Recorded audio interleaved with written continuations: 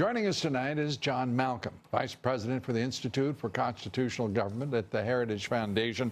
And John, it's great to have you with us. The Heritage Foundation and the Federalist Society playing a very important role in creating that list of 25 names from which the President has been working to great applause for the choices that he's made, two of them already, to the Supreme Court.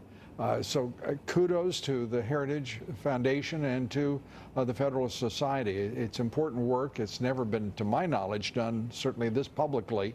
And the President, to what degree are you surprised that he has been, there's been great fidelity to that list? Well, first of all, thank you very much. Although at the end of the day, it is the President's list, ably assisted by his White House counsel, Don McGahn. I'm delighted that we and other groups, including the Federalist Society, had a hand in informing his thinking.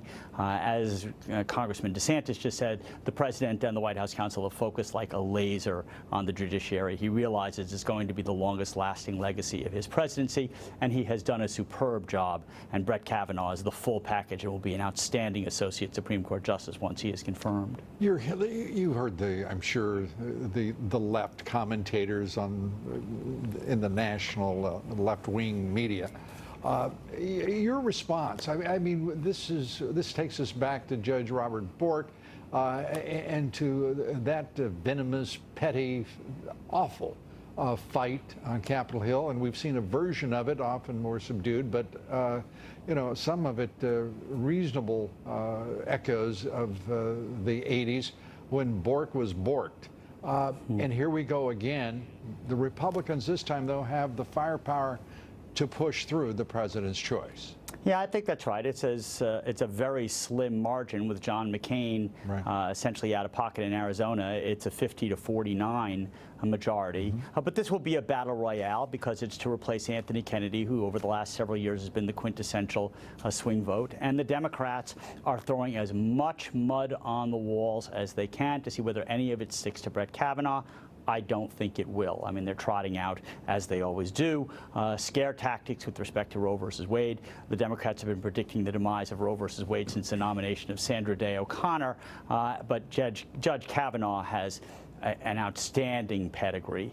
You know, he Yale Law School, Kirk for Justice Kennedy, worked for Ken Starr. You know, you could go on about what an outstanding judge he's been for the last 12 years, and he will handle himself extremely well during the confirmation hearings. As I would expect of anyone on that list, that you all played an important role in assembling. I want to ask you, though, about the left's actual takeover of the country's judiciary, its prosecutors, in point of fact, as well as the defense establishment of the legal profession. And I'd like to get your reaction to what you can do and how long it will take to make that happen. That is, conservatives retake the judiciary.